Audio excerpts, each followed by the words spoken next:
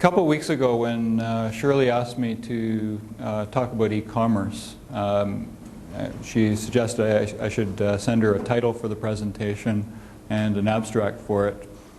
Shortly after that, I was in a meeting with people from a large university in the US, and they were coming to us. They wanted to create an e-commerce site of their own, and some of the reasons that they were creating their e-commerce site kind of applied to this presentation. First of all, they were a university with a large number of campuses that were ordering from about 200 or more different suppliers. And so they, what they found is that none of the campuses really had access to the catalogs of each of their suppliers. So essentially what the campuses were doing is they were ordering from their friends or the people that they ordered from last time, rather than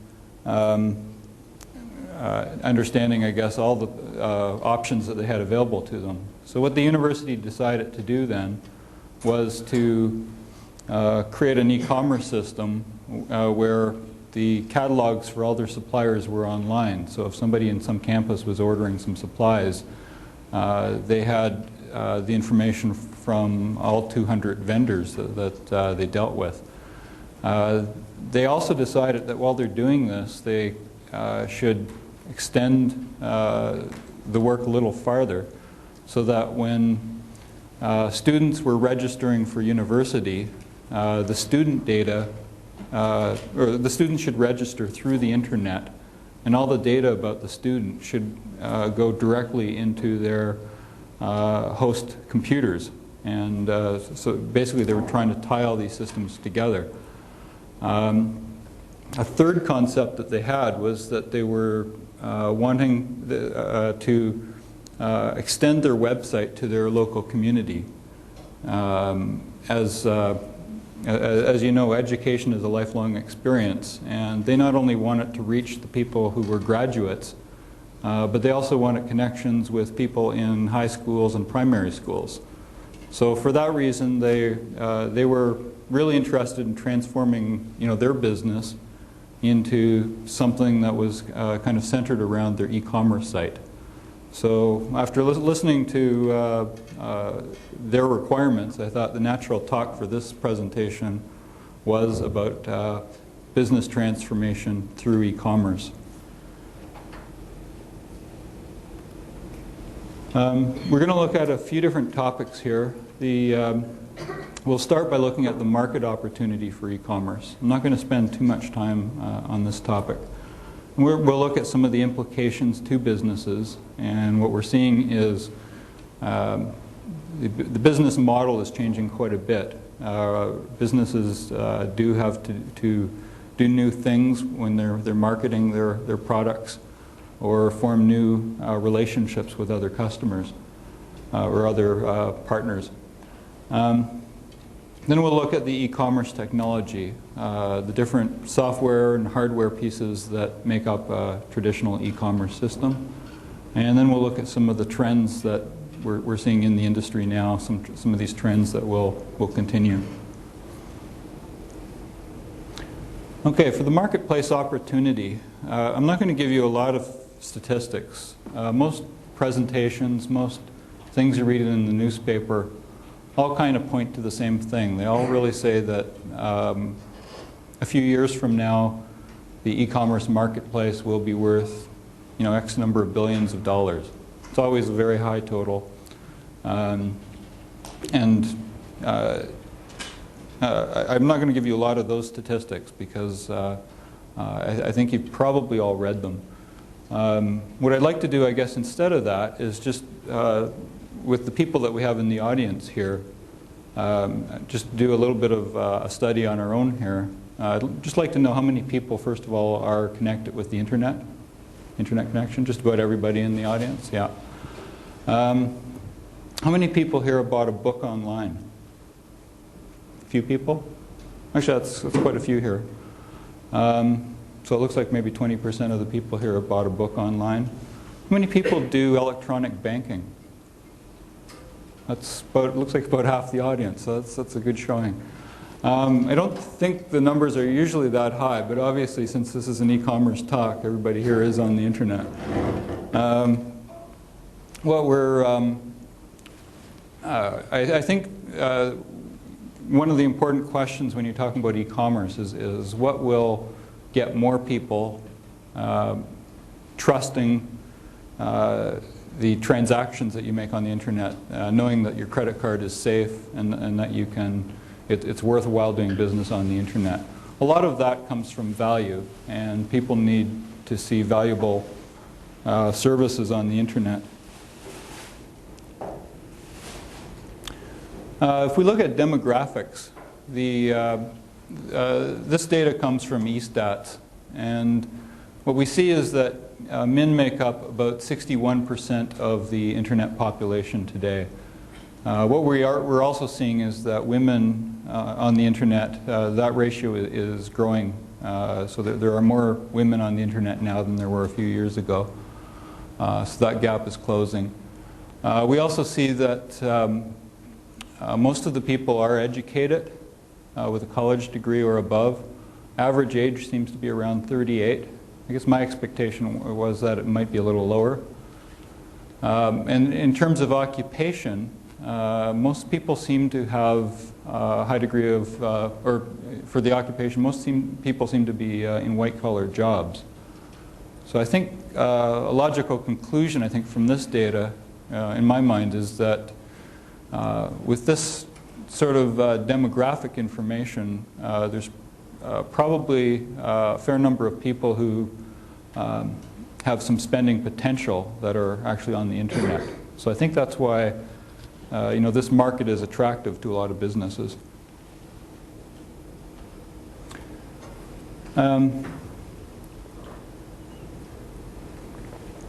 Okay, I mentioned before that I'm not going to show you a lot of statistics on the market opportunity, but if we look at this particular one, IT spending for e-commerce in the year 2002. The figure here is the estimate is about $41 billion will be spent on IT spending for e-commerce. And that's a large figure. I have trouble comprehending exactly what that means, but I think the interesting thing from this chart is that the majority of the spending isn't necessarily on hardware or software, it's actually on services. A lot of large companies aren't hosting their own sites. There's a lot of expense associated with hosting your own site. So they're getting either, they may be getting internet service providers to help them out, and they're probably getting some consultants to help them do the work. But essentially today and in the future, services is going to play a key part for this industry. Several years ago, I was involved with creating the first software web pages for IBM. And at the time, and this was not very long ago, at the time it seemed to be enough for us to put product catalogs online. People, or businesses, we all thought it was important to get some product information available on the internet for people to browse.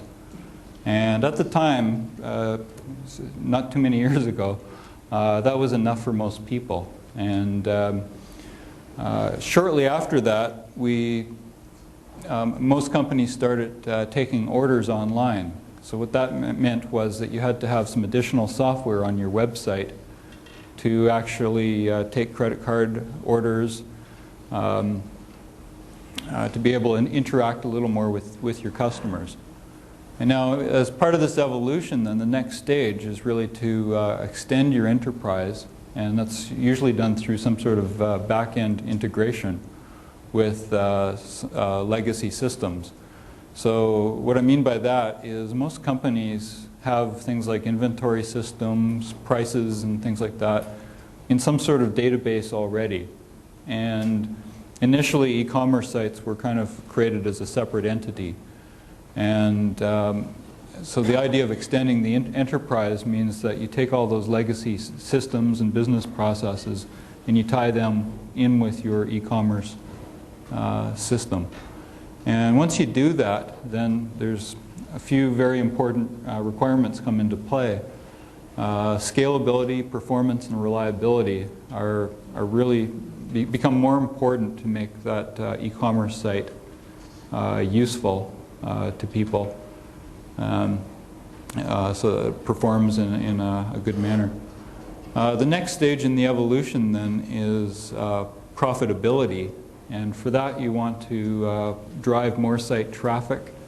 You want to provide more value to your customers, and in some cases that might mean some more personalized service, so that your customers are really want to come back to your site.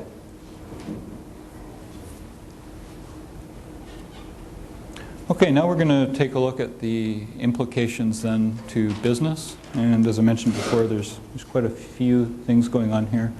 The first thing we'll look at, this is just one sample site that snapshot that I took on the weekend of the NHL website.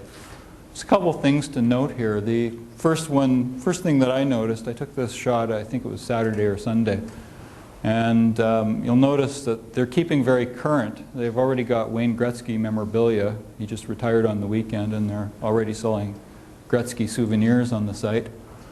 But a little more information about this particular site. There's a lot of statistics on this site. So for a hockey buff, it's a very interesting site, because at any time you can go to this site and get very current hockey statistics. And the way that's done is there's at every hockey rink, when somebody scores a goal, there's somebody at that hockey rink that's entering the data into a laptop computer. That data then gets transferred electronically to a central AS400 computer. And then that data gets transferred to, I think, an RS6000 and out towards the World Wide Web. So through all that processing then, somebody browsing the NHL website gets current data within 90 seconds of a goal being scored. So that's, it's a very quick service. Now the other interesting thing about this site that I found was, if you notice at the top right-hand corner near the top, they have a link to PC Flowers. And first thing I thought was, well, why would they have a link to flowers on an NHL website? But if you think about it, maybe they did a little bit of demographic information, and they said, who is browsing an NHL website? Probably guys. Who buys flowers? Well, maybe guys. So anyway, so they included a link to PC Flowers. So if we go to the PC Flowers website, what do you think we'll find? Well, they got a link at their top of their page back to the NHL page. So what they've done here is between these two businesses that probably never talked in the past, they formed some sort of relationship that essentially said, we'll put links to your site and we'll kind of share traffic. And it's one thing that you see on a lot of websites now, where businesses are working together jointly to try to increase sales to both parties. So this is just one example of, I think, two businesses that never worked together in the past, but obviously they've found a reason to now. Okay, the e-commerce is really extending the business in a number of ways. Now, one thing it's doing is within businesses, e-commerce is helping to integrate a lot of the core business processes. So the person who fulfills orders, the system, computer system for that may not be the same system that has customer data or financial data. They may be diverse systems, and quite often in large companies, there's a lot of systems that don't talk too much to each other. But once you start talking about e-commerce, a lot of those systems need to tie together because a lot of that information is being funneled through the same process all of a sudden. And also, there's two other things that are happening here is that there's integration outside the enterprise as well.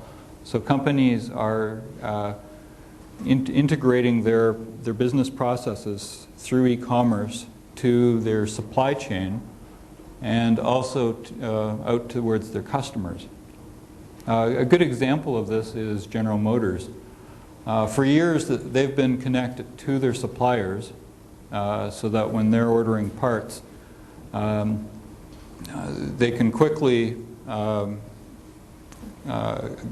link into their suppliers and request shipment of parts. But what they've announced recently, and this was just probably about 2 weeks ago, is that they're creating a website that allows customers to actually order a car directly from GM.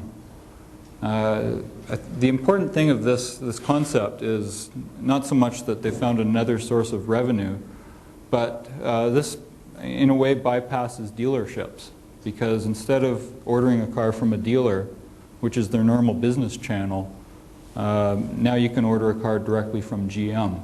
And so for a lot of companies that are looking at new markets like this, they have to be very careful because they're breaking traditional channels for delivery. And obviously GM still wants to people to go to their dealerships. That's a key. That is their main source of revenue. However, they're looking for some additional sources here. Now, the key thing that GM did, though, is they did manage to tie in the dealerships somehow into this process. Nobody is going to order a car on the internet without going for a test drive. So they've managed to tie in the dealer, at least, to get people there for a test drive, and also so that people can know what cars are on what dealer lots. So the next progression for GM may be then to allow customers to order parts directly from a supplier. So if you need some part for your car, normally today I think you go to the service center at your local dealer. In the future you might be able to order directly from a supplier, and that's something that they might add to their system later. The e-commerce also supports some of the important strategies for business, and this just lists three of the main ones here. Businesses are always looking at reducing costs. They want to increase customer loyalty, and finally they're looking for new sources of sales. So in the GM sense, they're extending to the internet. They're looking to any way they can to get some extra business. And a lot of companies are doing this. Okay, if we look at the order management framework for e-commerce, this is pretty typical for any e-commerce system for any company. What we see in the middle then is the process used for ordering things. Typically, a shopper will browse through a catalog. They will add items from that catalog to some sort of shopping basket, and then once they've decided they're ready to order, then the e-commerce software has to figure out how much these items cost. You have to add shipping calculations, shipping bill to the overall bill. You have to add taxes, and if you're dealing with the global economy, taxes may get a little tricky. Finally, you have to settle on a payment system, so maybe you're asking the user to enter a credit card, and then finally you have to fulfill the order. What we see on the left-hand side of the screen here is there are existing databases, as I mentioned before, that most businesses have. And for things like catalog information or inventory, for example. So at various points in this process, when you need to get prices or product descriptions, or if you need to see if items are actually in stock, you have to actually connect then to these legacy systems. And either draw that data out, or in the case of when you're fulfilling it, you have to change your inventory list. On the right-hand side of the screen, we see what happens when somebody tries to make a purchase. Generally, if you're entering a credit card number, people are a little nervous at times about providing their credit card on the internet.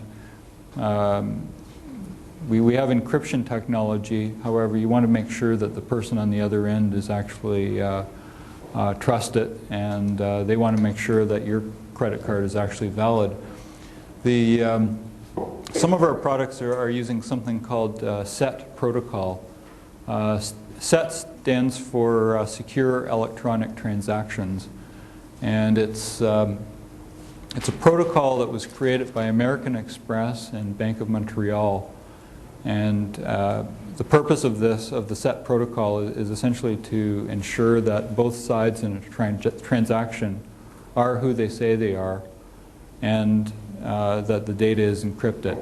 And so what happens in this sort of transaction then is when a shopper enters their credit card number on the system and tries to purchase the product, that credit card information is sent to a financial institution, and then the financial institution then sends a message back to the e-commerce application saying, yeah, this person's credit is good.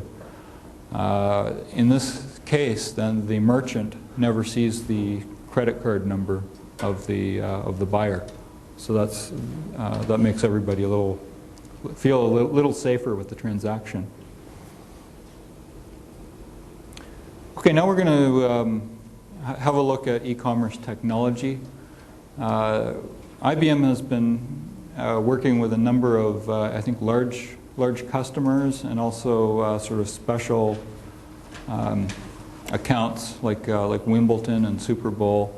So we kind of gained some experience at building large sites that that are very popular. So we've kind of gained, I think, some experience with through some of these transactions. Now you're probably wondering, well, he's talking about technology. Why is he showing Victoria's Secrets? Several months ago, Victoria's Secrets launched a new product line, and I think they were advertising this on the Super Bowl, and so a lot of guys were watching these ads, and Victoria's Secrets were announcing that they were going to have a live fashion show with their models. So naturally, there was a lot of interest on this site. They were getting, the site was getting in the neighborhood of 20 million hits per hour, and that's a very huge number. And so it's essential when you have a site that's this popular that you really have to have a system behind it that's scalable and performs very well. Yes? That ended up being a fiasco. I mean, I've read articles about how that thing was completely flawed. The internet, you're right, there were some problems. It was at the internet end. There were so many people trying to get through the internet that, yeah, there were some problems getting to that site. So it had a huge hit rate. The software didn't break down. The internet did in that case. Scalability. How do we get scalability? Well, the product I work on, first of all, is called NetCommerce. So you're going to see a little bit of that in some of these slides. And what you see on this chart is that we put our e-commerce software on a bunch of systems in sort of a parallel configuration.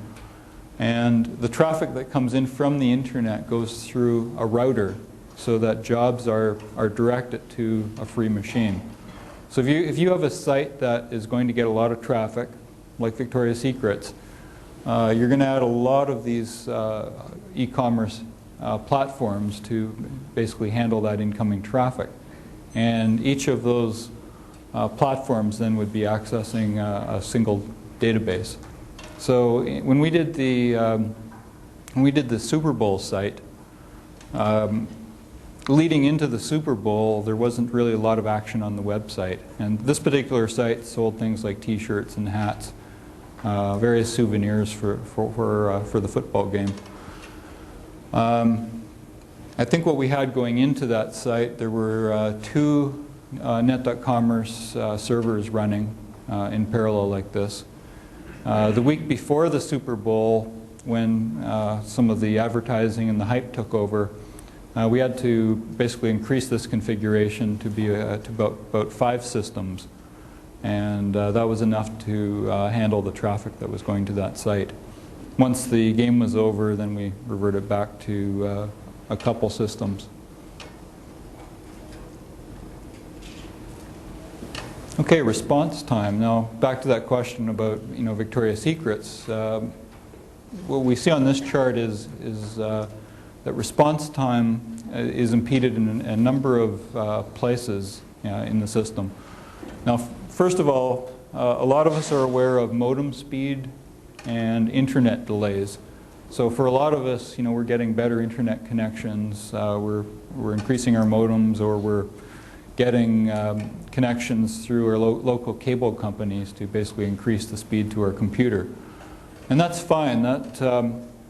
That helps the speed, but you've still got, today you've got some internet delays, which, hopefully that will be lessened in the future. But finally at the back end, you've got several other things that can slow down performance, notably the web server, the e-commerce server itself, the LAN, and then the final database server that's in the back. So I guess one point of when you're creating an e-commerce site then is you have to have some people who understand performance. And at each of these points in the process, you need your software performing the best that is possible. So that means you might need a database expert who can improve the performance of your site, and also you need everything else functioning well.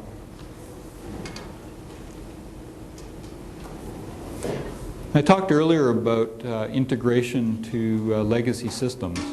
So most companies are integrating into their host systems. So they've already got either CICS or IMS running, or SAP. And what they want then is their e-commerce server software to be accessing data from one of these other systems.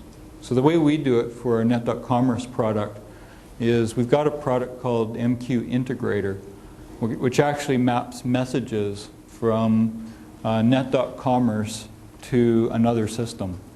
So in this way, when somebody on your e-commerce site is perhaps ordering a product, that data can be mapped to something else in this existing business system.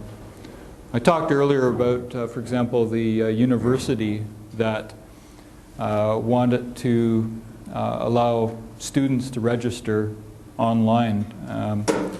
And one of their requirements then was that the e-commerce system be able to talk to an SAP system.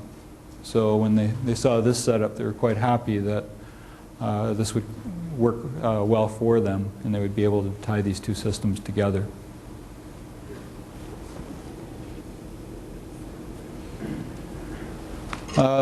This particular diagram shows the architecture for our Net.Commerce product.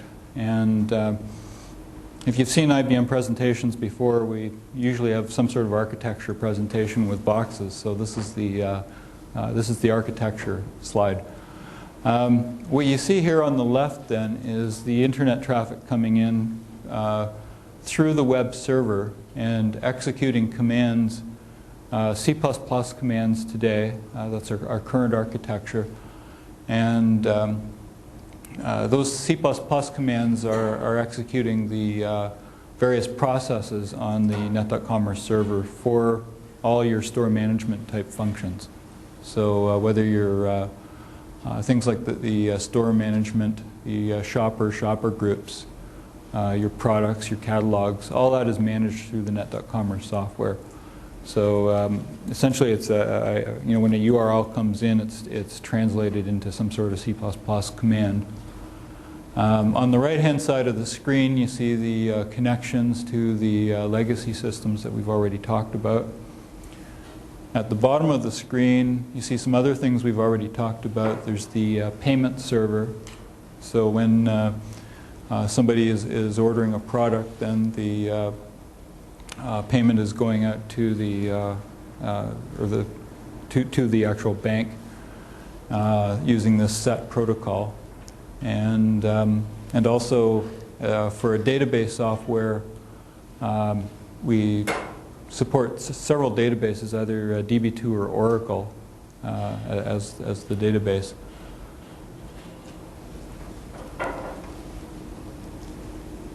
Okay, we're going to look at some trends now in the industry. I think when you're talking about trends, you have to think about customer value in this case. I know some people, for example, still who don't like going into, don't like using ATMs because they prefer the service that they get from talking to a human being inside a bank. And many of us, and probably everybody in this room, since everybody's an internet user, I suspect everybody's an ATM user as well. But there's still some people who are looking for that additional personal service. And if you read books like In Search of Excellence, the Tom Peters book, he always talks about getting closer to your customer. So a lot of the trends that we're looking at are really enabling businesses to get closer to their customer, and also to add that value that is required to get people shopping online versus going to a local, say, bricks and mortar type store. So when we look at the trends that are going on in the industry, what I've listed here are some of the trends that we see. Some of them we've already talked about. Starting from the top, we talked about better integration of e-commerce into business processes and systems. Some of that integration today is rather difficult, and over time, I suspect a lot of that will be simplified.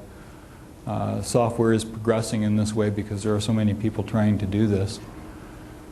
Also, e-commerce solutions will replace the roll your owns. And what I mean by that is a lot of the major sites that you're aware of today, sites like Amazon, they're not using commercial software for their e-commerce applications. They've essentially created their own software, and that can be expensive, and it can be hard for them to maintain. It can be hard for them to add the new features that perhaps everybody else is using.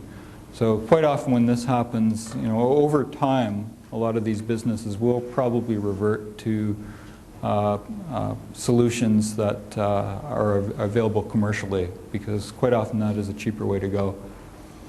The next point is that industry-dominant e-commerce solution providers will emerge. Today, if you look on the web, you look at how many solutions there are providing e-commerce services.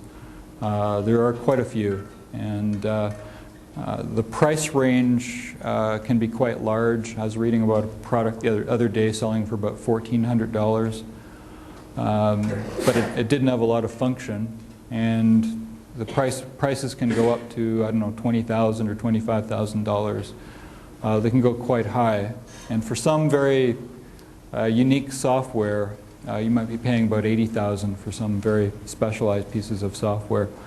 So there probably be, because this is a rather a new market, we'll probably see fewer players in the future, and we'll probably see some leaders emerge. The services, I showed you that chart earlier that services is growing. That's going to continue. The portals will continue their growth as an e-commerce provider. Just about every week you're reading the paper about one of the portals, whether it's Yahoo or Lycos or Excite. Somebody, they're constantly in this mode of buying other companies, and they keep getting larger, more powerful, more useful. So that trend will probably continue. Also, we're going to see more increased functionality, especially as this competition for e-commerce platforms increases. You always have to keep raising the bar on functionality, and part of the reason for this is helping businesses get closer to their customers and provide more value. So the idea down here, personalization, I think is a key item for the future.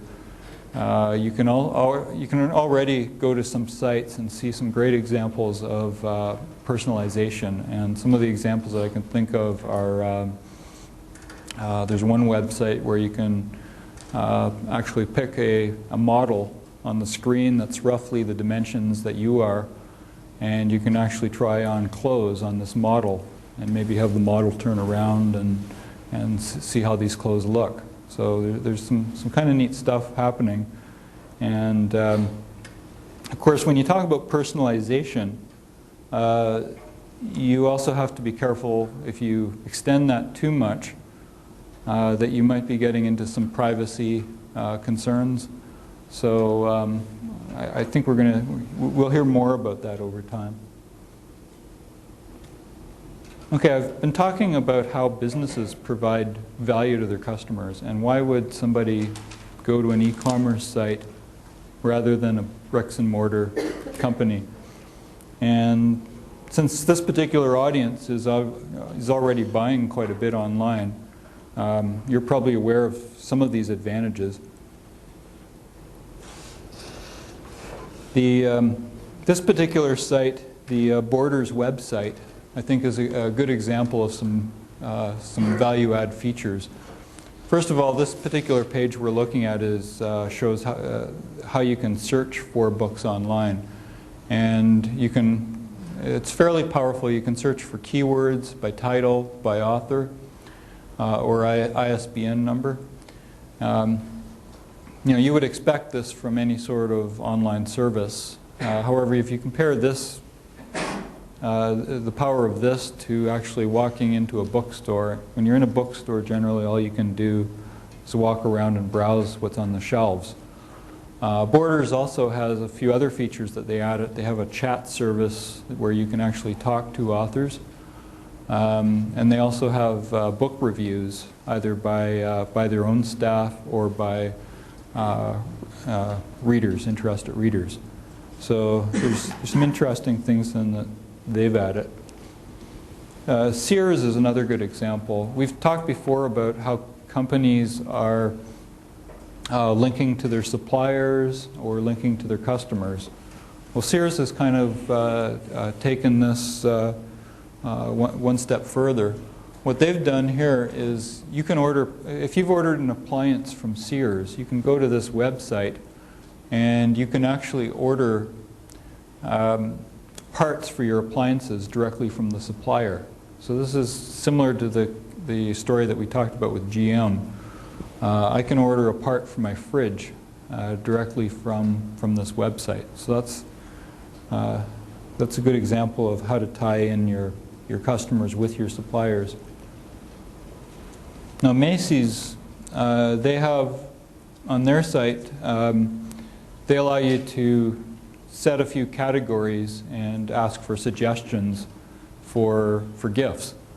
In this case, I've said I need a gift for Mother's Day. I want it to cost under $50. My mother is a senior citizen, and she's female. So yeah, I can hit a button here, and they'll come back with some suggestions for a Mother's Day gift. Now, one thing you can kind of guess that they're taking advantage of here is the fact that there's some database technology behind this software.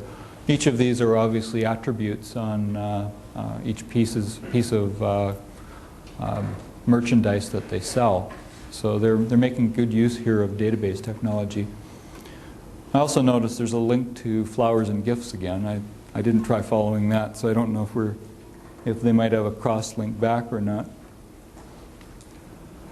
Another interesting site is Canadian Tire.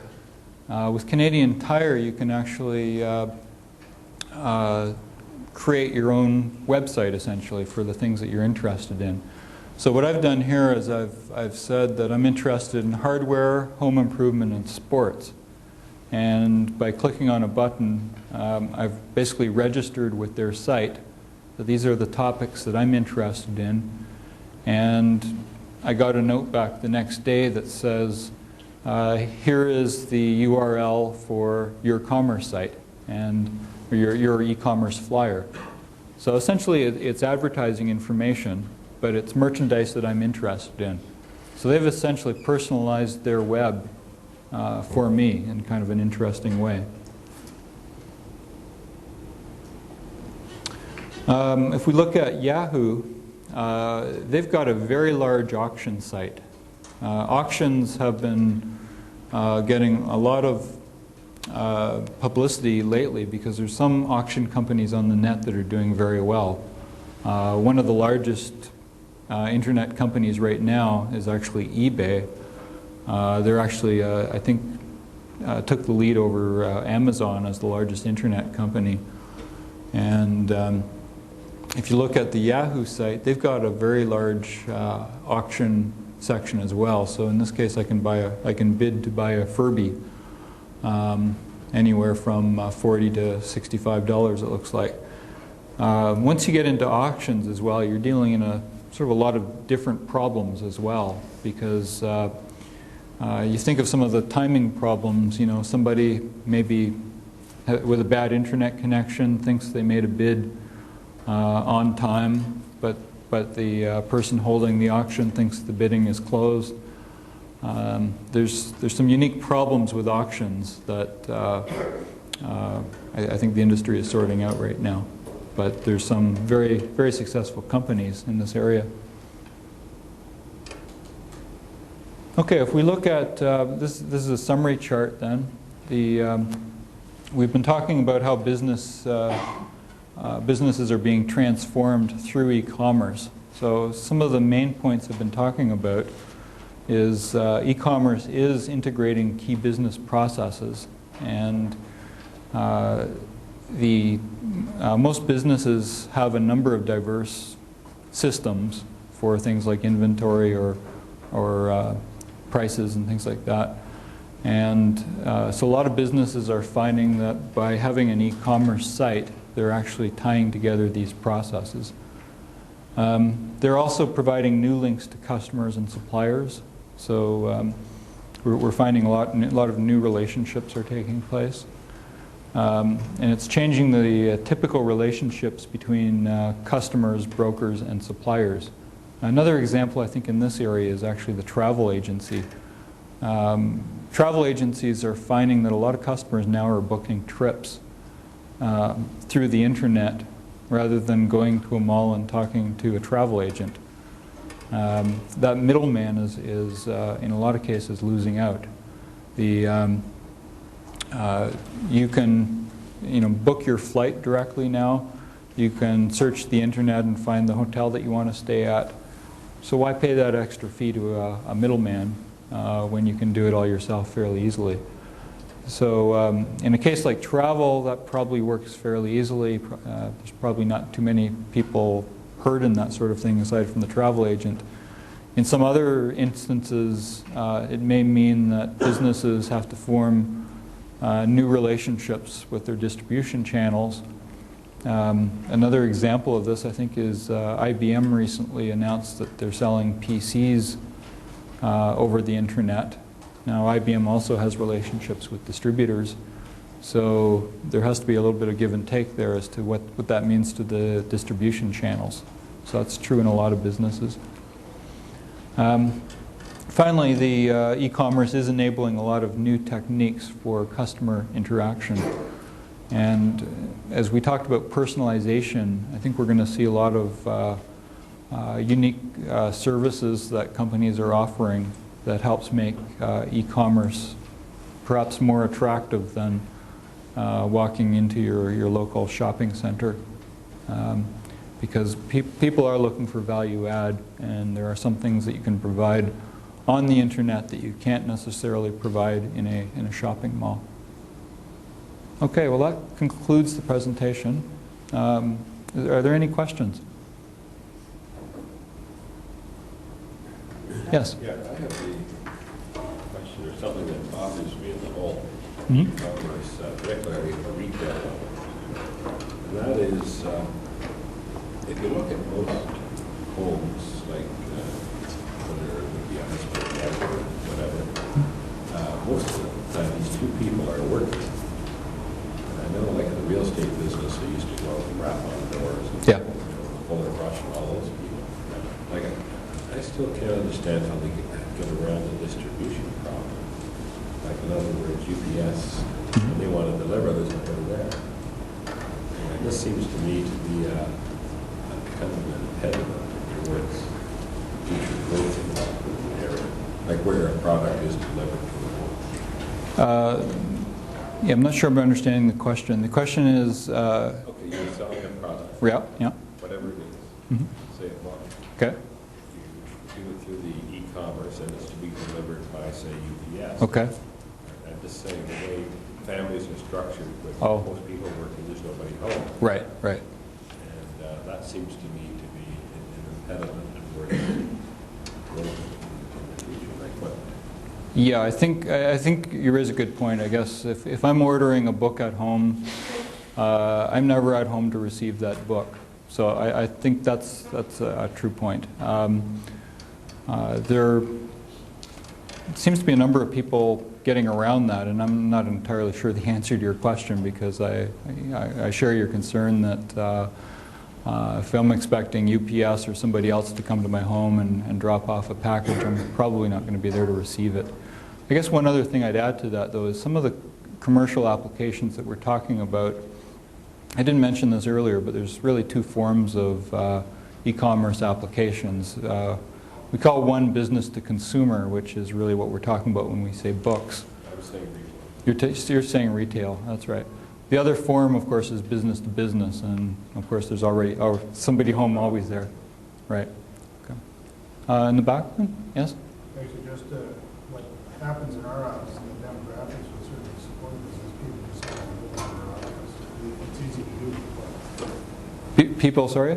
Have the book delivered To their office? That's a good idea. So That's not right. being home is Okay.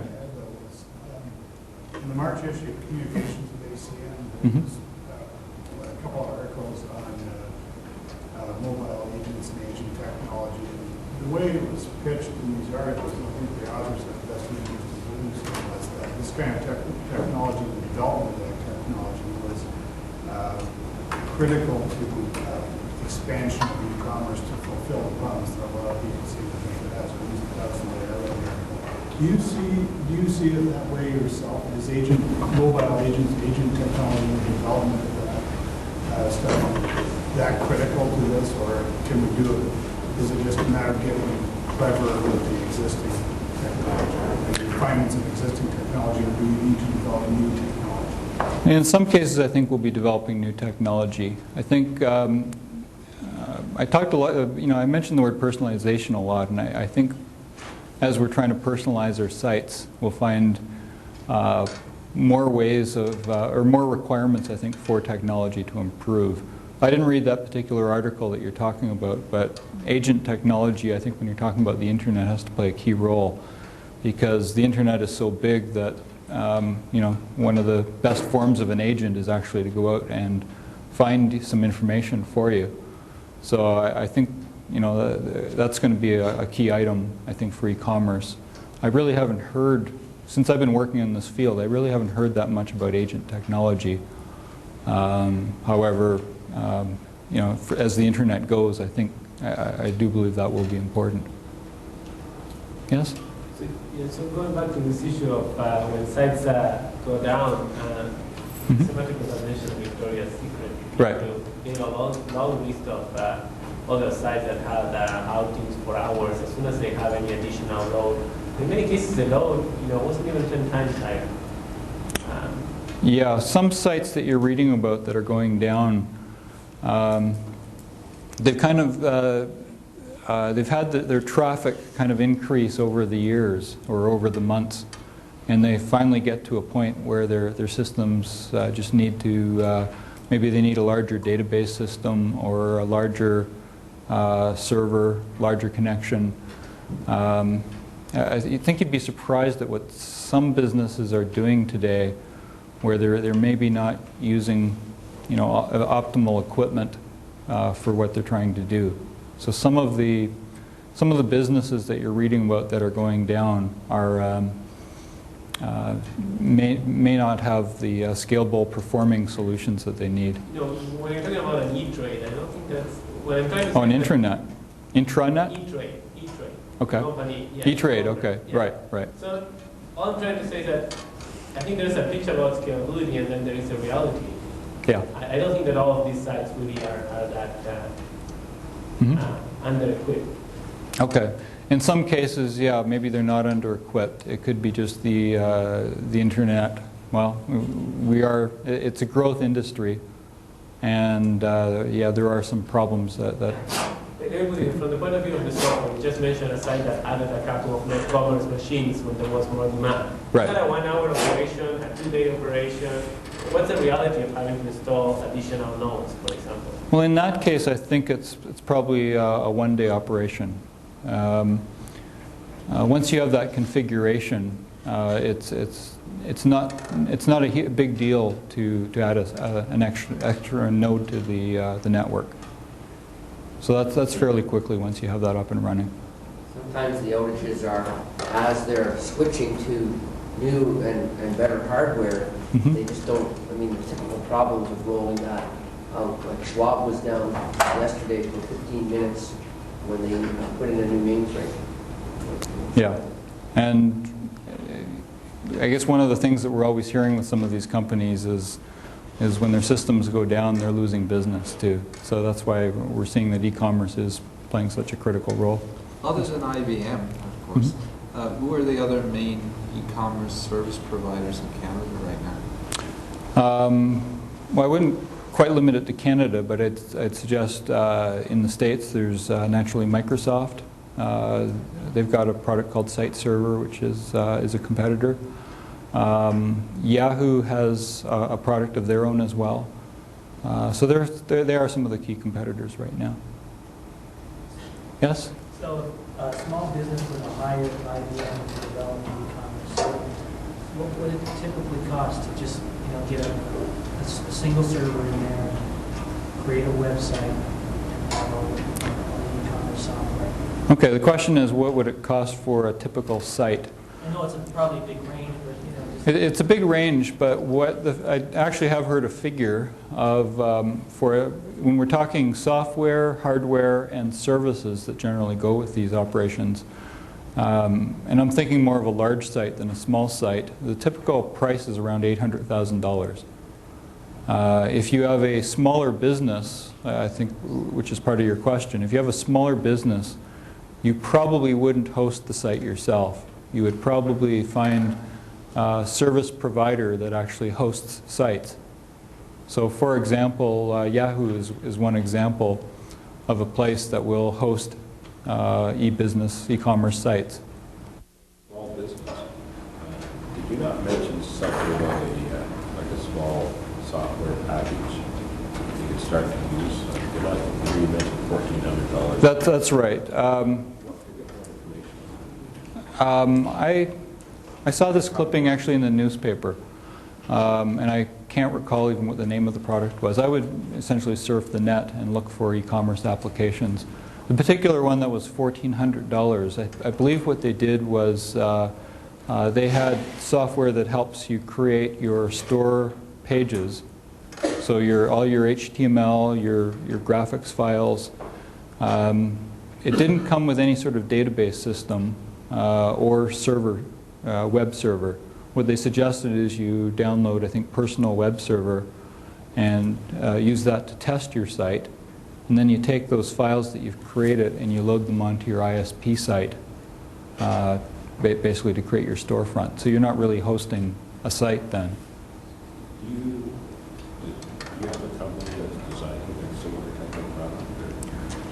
Like you had mentioned a company. Well, the product that I work on is called NetCommerce, and that's essentially for people who are going to be maintaining their own sites. So it comes with a complete database and web server. The price range on that? We have two products. One is the Start package, which costs about, I think it's $5,000 or $6,000. And then there's the Pro package, which is in the $20,000 range. The Pro package includes a few things that aren't in that Start package. The software to basically link to those legacy systems like I talked about. So they're really meant for, that package is really meant for larger businesses. You could start with this one. Yeah, that's right. I just want to know what do you think Amazon isn't profitable in? Sorry, Amazon? Amazon.com. I was just wondering what your reasons were, why it wasn't profitable again. Oh, well, I guess what I've heard about Amazon profitability is that they have a very large website with a lot of information. It takes a lot of people to add information to maintain that website. That's their biggest cost. They don't, as you know, pay a lot of money for the bricks and mortar stores or for inventory storage. A lot of their costs are actually in keeping their site, keeping the data of their site active and current. But they're losing $70 million a year. Yeah, I've heard that's a huge cost that they've got to maintain that site. That's one reason why, for example, they've been adding things to their site, like having surfers add the book reviews to the site. Essentially, they don't want their staff doing that because that's expensive to them. They want other people doing that. So why do you need commerce to lose money? Yeah, you don't want to lose money on these applications, right? Yeah, I read some articles which says that when you add shipping costs to either books or some items, actually it turns out that the price typically will go beyond what normally people will get from bookstore or somewhere else. Yeah, I'm not sure beyond, but I think I've read a lot of stories like this too. That when you're looking at Amazon at some books, quite often the price is very comparable to what you see in the bookstore. So that's. So you think the advantage, the incentive for people to use those services because they provide some maybe review or some other things? Well, there's the additional services which are useful. There are probably some costlier items that may be a little more profitable to these companies so they can give you a better discount. Imagine it's fairly costly, as you say, to ship a book, through UPS. Yes? The demographics that you showed, I think on the very first slide, Yeah. to me to be actually quite limited. I mean, 92% of people that do this, only a fraction of connected to the internet are basically computer literate people that use the computer during the day. What is it going to take to break down? Is there a barrier there in fact? I mean, what is it going to take to kind of to expand that demographic to blue collar worker people, people who are not now currently in what seems to me a quite specialized group? Right. I guess if I'm not sure I know the answer to that question. That's fairly a broad question. How do we get more people, I think, on the internet? That probably starts with the schools. And in most schools now, they've got computers that are hooked to the internet. So kids are starting from an earlier age, and they're kind of expecting, people expect to have internet access. And I think we're seeing more computers in the homes. And so I think those demographics would probably change a little over time, because I know a number of people myself who maybe don't fit those demographics, but they are getting the internet connections. A lot of people are just seeing it as a necessity now. It's a longer term thing. That's right. Yes?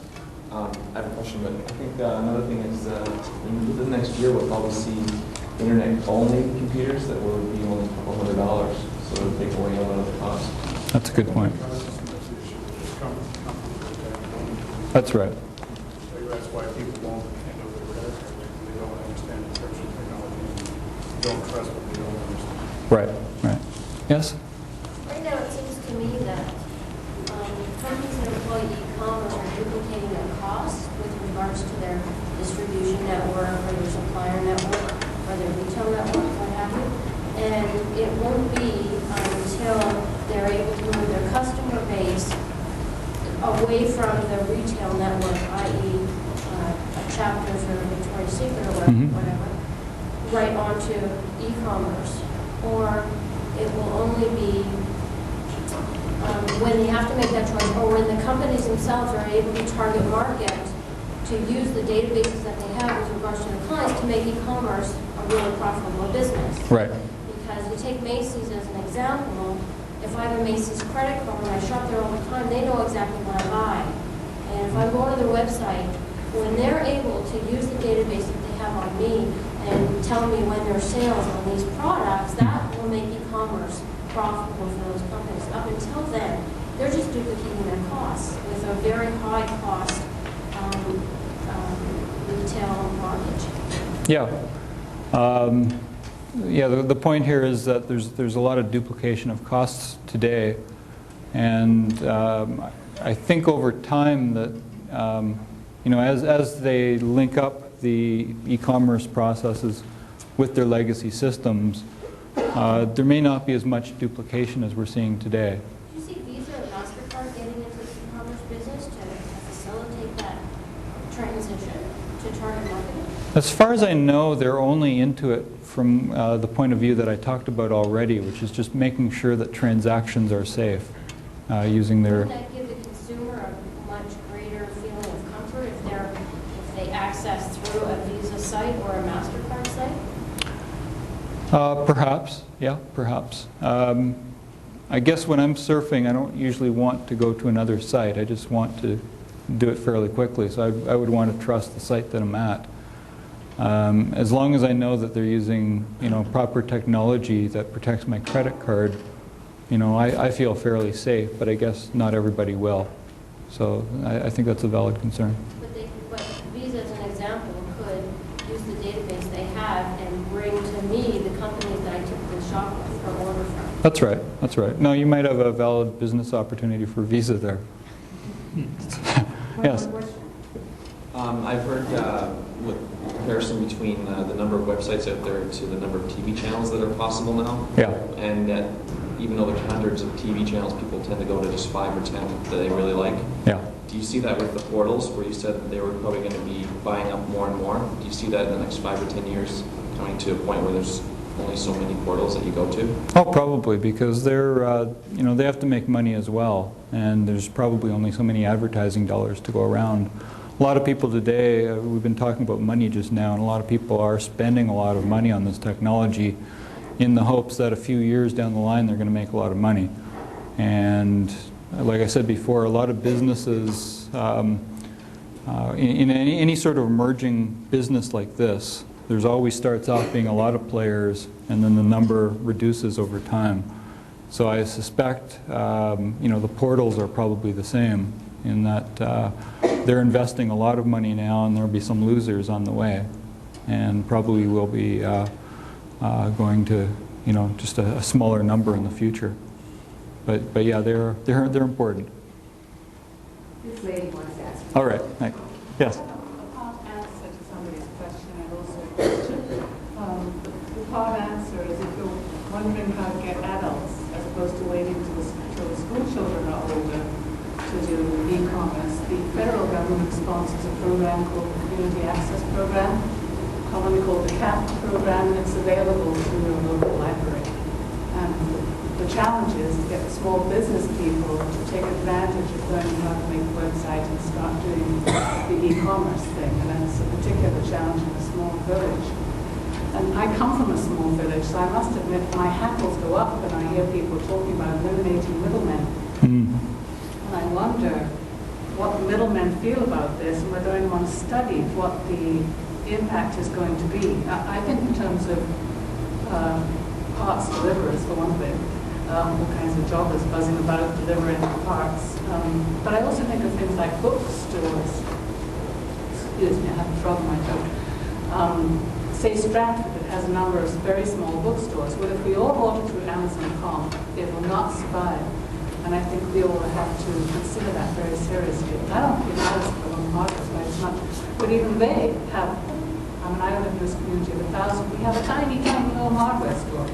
And without it, the rural economy would not be the same. So there are many sides to this whole. I can see it as an extension of a business, but not as an elimination of it. That's a good point. An extension to businesses rather than elimination of it.